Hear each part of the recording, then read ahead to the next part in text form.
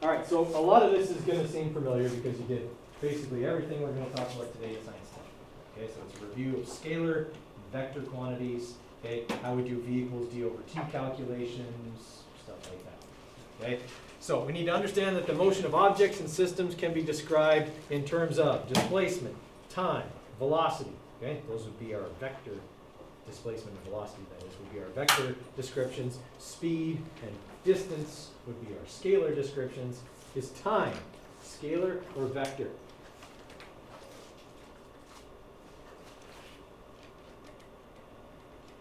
Maybe we should review. If something's vector, it has both magnitude and direction. Okay? So when I describe the velocity of an object, I say it's going 100 kilometers per hour north.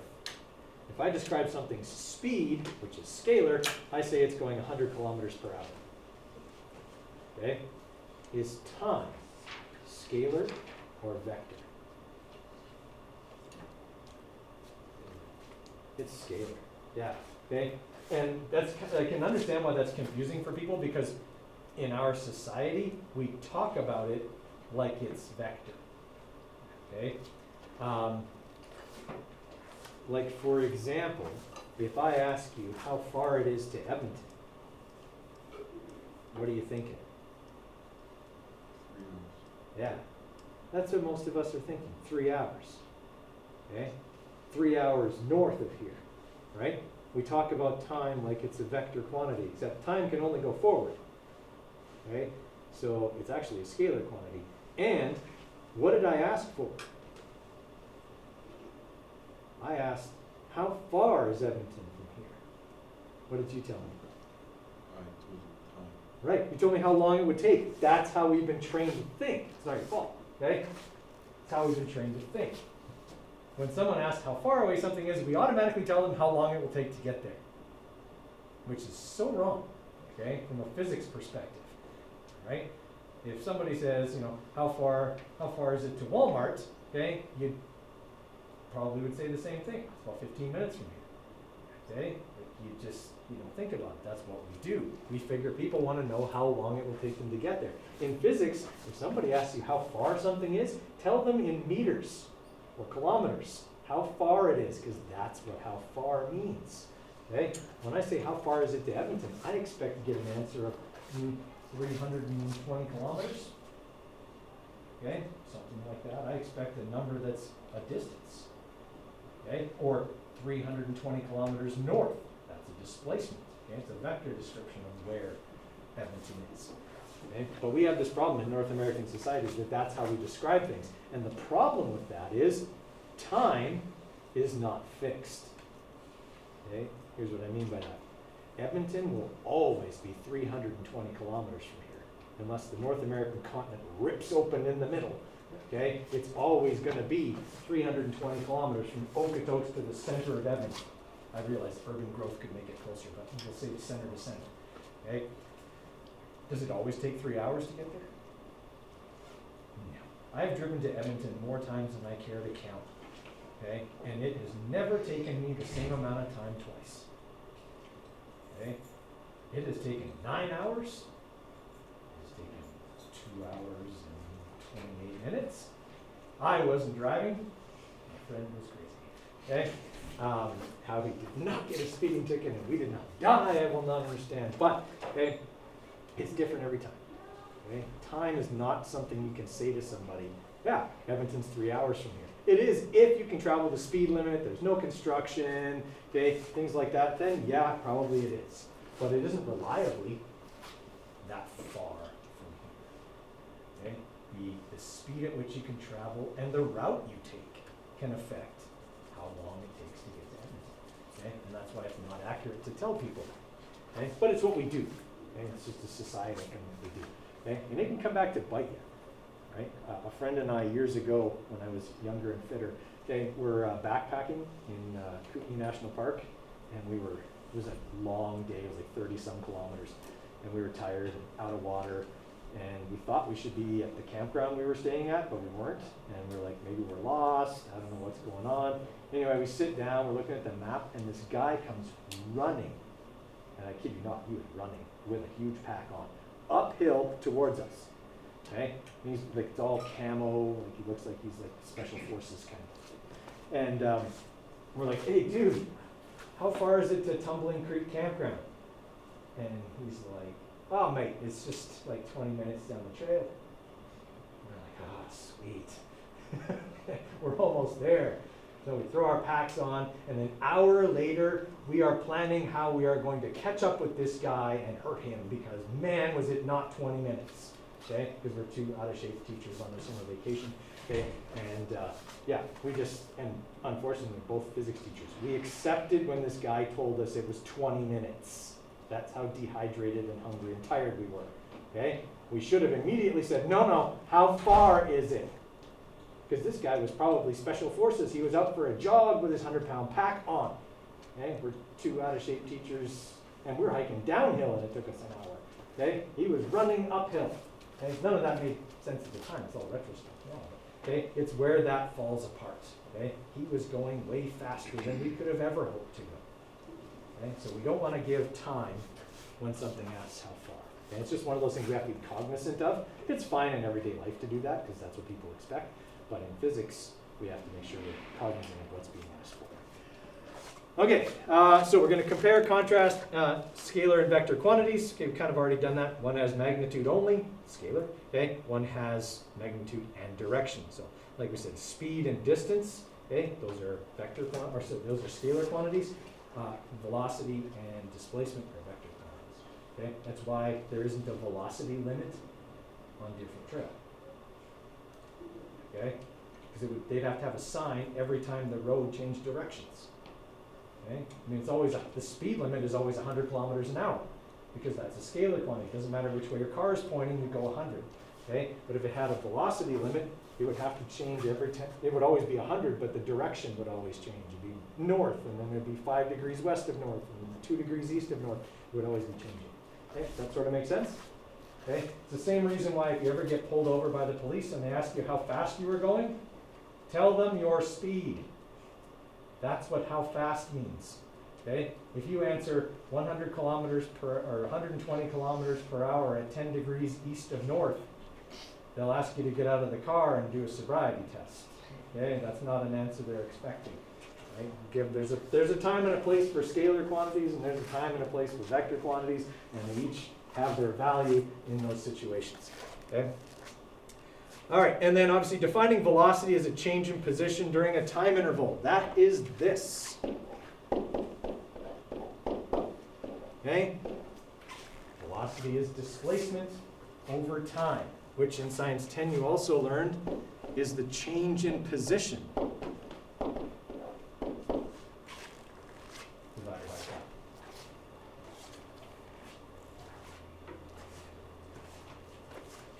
What do the little arrows mean? I've got to put an arrow where this one. What do the little arrows mean? It's a vector quantity. It's a vector quantity. That's how you can tell the difference between this formula and that formula, because they're different. Okay? One calculates velocity using displacement and time. The other calculates speed using distance and time. Okay? Are you all right with that? Ringing it up? Okay, so if you've ever gone hiking off trail or done any orienteering or anything like that, okay, you know that what we do in everyday society is only good at getting people hopelessly lost in a trackless environment. Okay? We can say things like it's 3 hours north and get away with it in everyday society because you get on the road, there's signage, the road only goes one place, like you get on the QE2 and it goes north, it takes you straight to Edmonton. Okay? Like it's practical in that sense. But if I'm a cruise ship navigator, okay, that's going to be useless to me. Okay? Like if I'm leaving port in New York and I'm sailing to Barcelona, it does me no good for someone to tell me, yeah, it's 6 days sail from here. Oh, yay. That's helpful. Okay? Which way do I point the boat? Okay? Like, I don't know. I got 360 choices, many of which will run into land.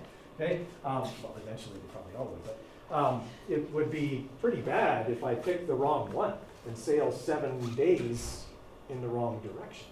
Okay? It's a trackless environment. I need to know a vector description of where Barcelona is related to New York in that situation. Right? So, like I said, there's a time and a place for both. It doesn't mean that scalar are bad or less accurate or anything like that. They're just as useful when the situation is calling for it. Okay. So, as I said, vector quantities are not more accurate than scalar quantities. Okay? Velocity is not more accurate than speed. It has more information, it's more descriptive, but it isn't more accurate. Okay? And the reason I say that is accuracy depends on measurement.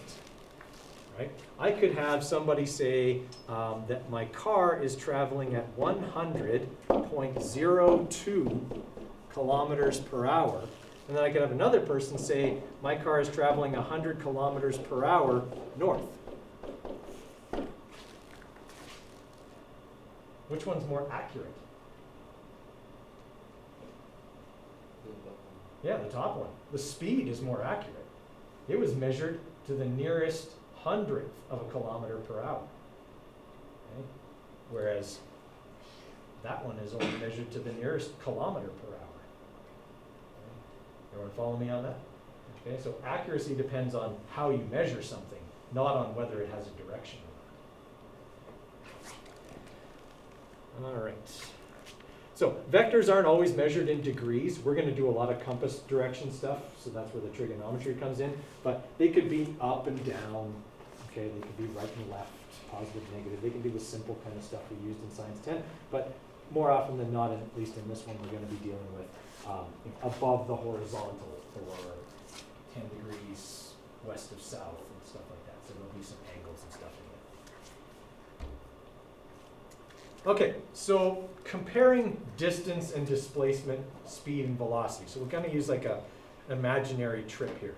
So let's say I want to go from my house to Walmart. Okay? I don't live right behind Walmart, so I can't walk in a straight line from my house to Walmart. If I did, then this would be a useless exercise. So I have to walk along this black path. So, I get on the road, I take the bridge across the river, okay, and I walk, all along these things. I can't travel in a straight line because I'm walking. I don't have a helmet. So by the time I get to Walmart, I've traveled, let's say, 4 kilometers. Okay, that's how far I've walked. Is that how far Walmart is from my house? No. Okay? In a straight line, Walmart is a lot closer than 4 kilometers, but that's how far I had to walk to get there. That's my distance. Okay? I actually only end up 2.8 kilometers in a straight line away from my house. Okay? That line would also have a direction on it. We could say it's maybe 30 degrees north of west. Okay, that would be what direction it would be going. Okay, northwest, but we'd say 30 degrees north of west. Okay, in this case. Well, that's different. That would be my displacement.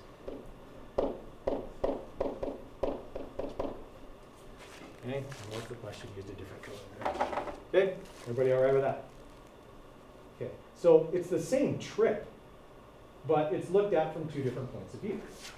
Okay, how far did I go? And what was my change in position? Okay? Change in position is displacement, and it's vector.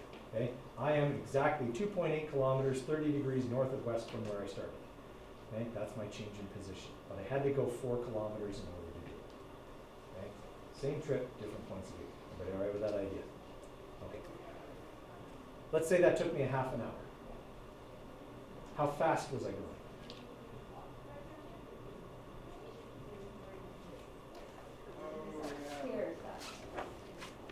Okay. How fast is speed? Scalar or vector? Scalar. Okay. Speed is distance divided by time. My distance is 4 kilometers. My time, half an hour. How fast was it going? 8 kilometers per hour. 8 kilometers per hour. Okay, that's my speed, distance over time. What's my velocity?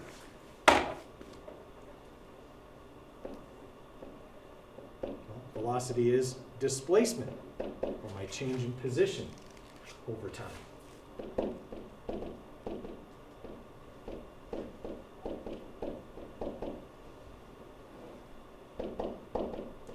Still the same amount of time, right? It's still the trip from my house to Walmart, so it still took a half an hour.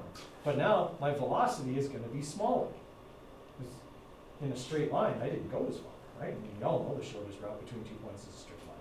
Okay, so now I'm looking at 5.6 kilometers per hour at 30 degrees north of west.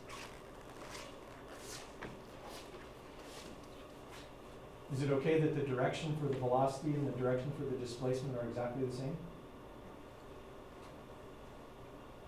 It's essential, actually, that they're exactly the same, right? How could I displace myself northwest by going northeast? Right? I can't have a velocity that's a different direction than what I end up going. My velocity and my displacement are always going to have the same direction because they're talking about the same trip. Okay. Everybody all right with that? Okay.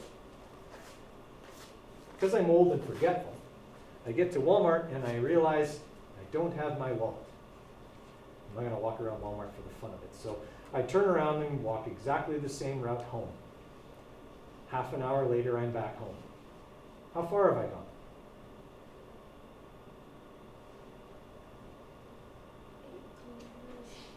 8 kilometers.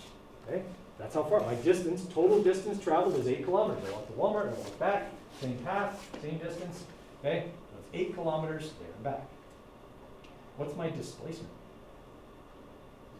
0. Okay? Because now my starting position was home. And my ending position is home. What's my change in position? Nothing.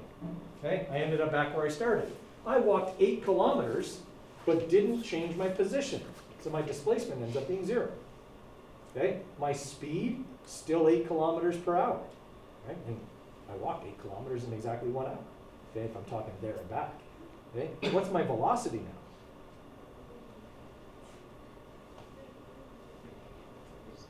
0. Yeah. Okay? If we just finish saying, when I get back home, my displacement is 0. 0 divided by anything is 0. I can't have a velocity if I didn't go anywhere.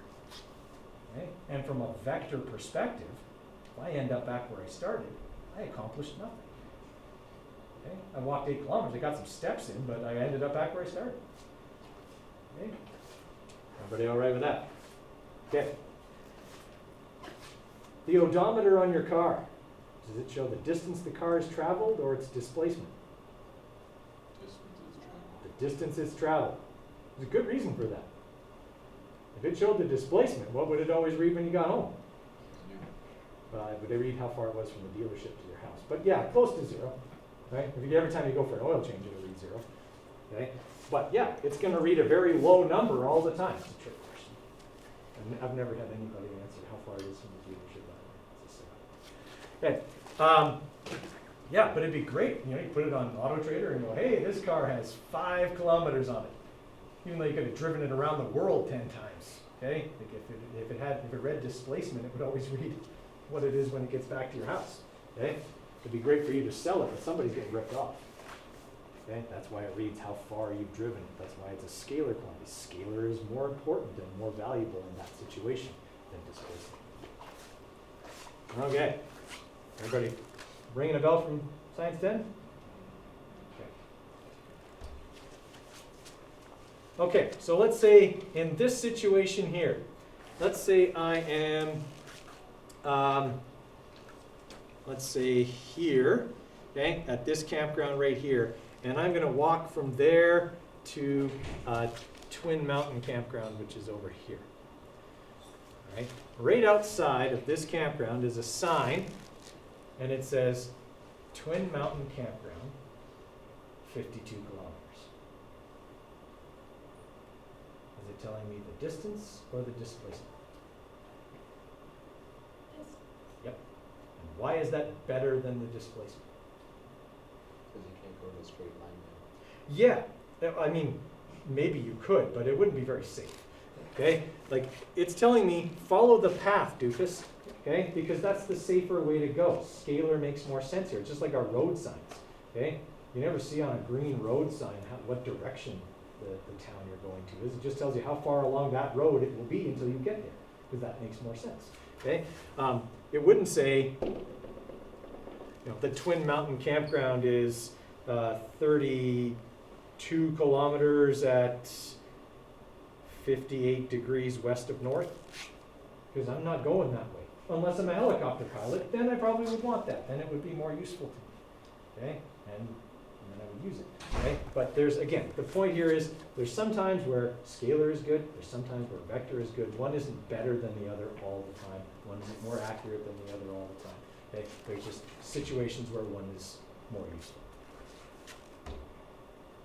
Okay, so this is what we just talked about here. It's just kind of review from Science 10. Speed's your distance in a time interval. Velocity is your displacement in a time interval. Okay, okay, and so yeah, if we go there and back, our displacement would be 0, but our total distance would be much bigger.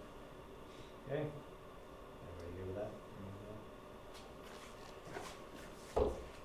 All right, so this is all, I believe, in your notes, so you don't need to write it down. It's just definitions. Okay, hopefully it's all kind of review for you. Scalar quantities, any measured quantity that only has a value, okay, or a magnitude. Okay, other scalar quantities that we'll use in this course would be things like mass. Okay, your mass is a scalar quantity. It's how much of you there is. Okay, whereas your weight is a vector quantity. Yeah. A few people are nodding, a few people are going, that makes no sense because mass and weight are the same thing. They're actually not the same thing. Okay, your mass is how much of you there is. Your weight is the force of gravity pulling on your mass, which can change. Okay, if I want to lose weight, I just need to go to the moon. I'll weigh 1/6 what I weigh here. There won't be any less of me. Okay, it's another one of those cultural things that we do wrong. Okay, when they say, hey, join our weight loss program, they should really say join our mass loss program. I want to lose weight, I just need to get further from the center of the earth and I'll be lighter. Okay, so it doesn't really fit. If somebody ever asks you how much you weigh, actually tell them in newtons and look for their reaction. Okay? It's quite funny actually, because they chuckle awkwardly and then find a way to leave. Okay? And on the plus side of that, you've taught someone who asked a rude question a lesson, and you didn't even have to lie about your weight. Okay? Just tell them, I weigh 805 newtons. And they'll be, oh. Okay, so scalar quantities only have measured values. So time is a scalar quantity, distance, speed, mass, okay, energy, work, okay, those are all scalar quantities. Okay, the vector quantities, distance, displacement, acceleration, velocity, force, okay, those are all going to be our vector quantities. Okay, and then those are our formulas, but we're already familiar with those because we used V equals d over t last year in Science 10. Okay, so let's have a look at this example. Have you guys just take a minute and write that down? Okay, write down that example, and we'll just go through it here real quick.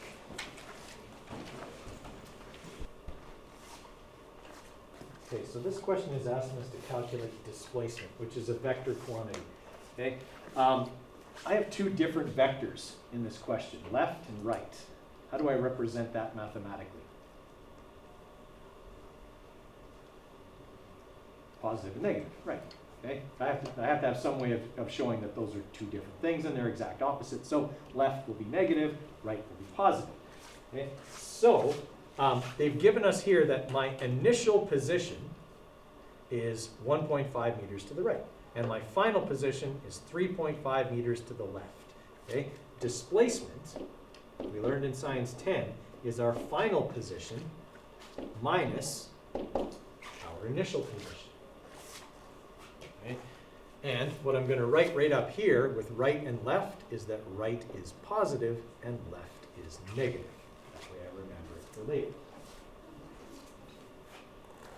Okay, so if I want to calculate my displacement, I just have to plug in my numbers. my final position is negative 3.5 meters, because I assigned negative to left, okay, minus positive 1.5 meters. Okay. So negative 3.5 minus positive 1.5 is going to give me negative 5. Okay. Now, the question gave me left and right, and I just wrote negative. Do I need to change that back to left and right?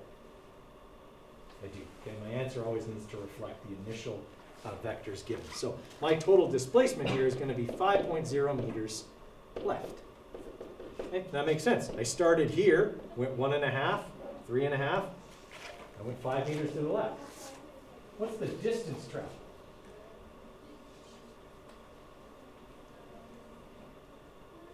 5 meters. 5 meters with no direction on it.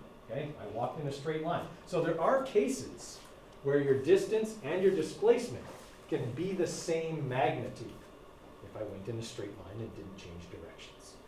Okay, then my distance and my displacement will be numerically equal, but my displacement will still have a vector on it, or my distance will not. Okay, now, what if instead of this situation,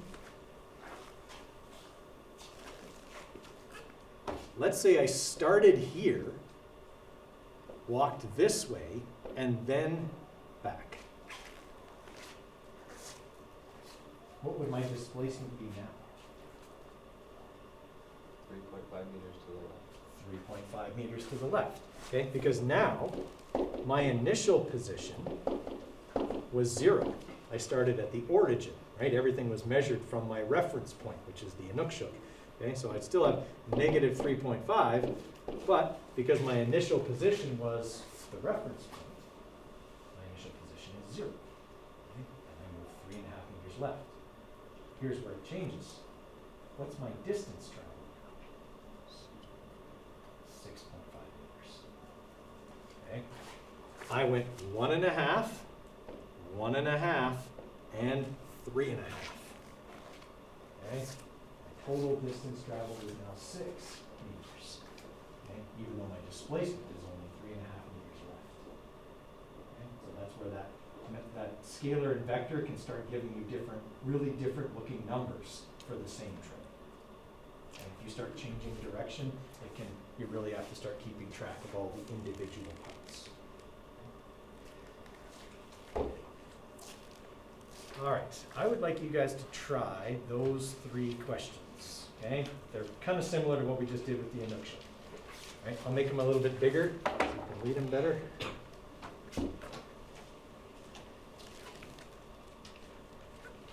Okay, give you a couple minutes on those and then we'll go through them together.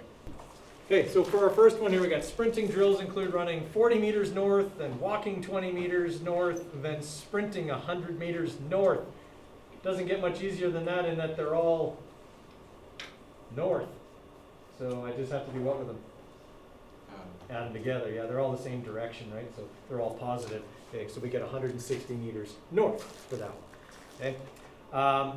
For question number 2, to perform a give and go, a basketball player fakes out the defense by moving 0.75 meters to the right and then 3.5 meters to the left. What is the player's displacement from their starting position?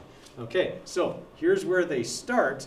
They move 0.75 meters this way, and then after that they go 3.5 meters this way. Okay, so I'm only looking for this part here, because this is their change in position. Okay, so I would take my 0.75, which is positive, okay, and add it to this, which is negative, right? And I would get my final answer of 2.75 meters to the left. Okay, that's how far from the starting position they ended up. All right, and then for number 3, while building a wall, a bricklayer sweeps the cement back and forth. She sweeps her hand back and forth 4 times, a distance of 1.70 meters. Okay, so if I go there and back, there and back, there and back, there and back, what's my displacement? 0. I ended up back, okay, right back where I started because I went back and forth 4 times. Okay, so my total displacement is 0, but the total distance traveled is 1.7 times, okay, and that gives us our 6.80 meters.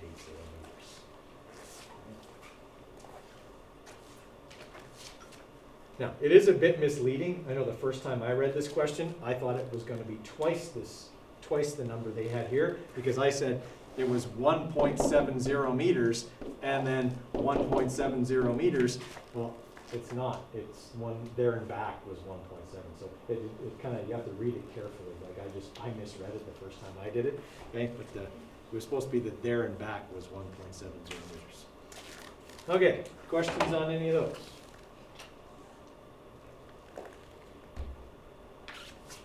All right. I want you guys to see if you can draw out number 4. Okay. So one of the most important things we have when we're dealing with vectors and scalars is a reference point. And I want you to see if you can draw out that seating plan and then tell me who acts as your reference point. Give you a minute on that one. Okay, so let's have a look at this one. So who is acting as your reference point?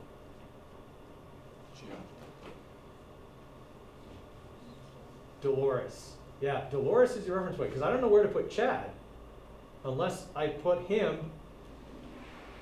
2 meters left of Dolores. Now, where's Dolores? Don't know. I'm just going to put her somewhere, and then I'm going to put everybody else in reference to her. She's my reference point. Okay? Everything is measured from her right from the beginning. Okay? We often think, like I often have people say to me that Chad's the reference point because he's usually the first person you draw.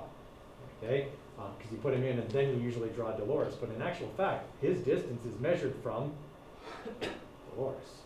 Okay? So Dolores ends up being our reference point. We put Chad 2 meters to the left of her. Okay. Ed is 4.5 meters to the right of Chad, which means he's 2.5 meters to the right of Dolores. Okay. And then Greg is 7.5 meters left of Chad, so he's like way over here. Okay. And Hannah is 1 meter right of Ed.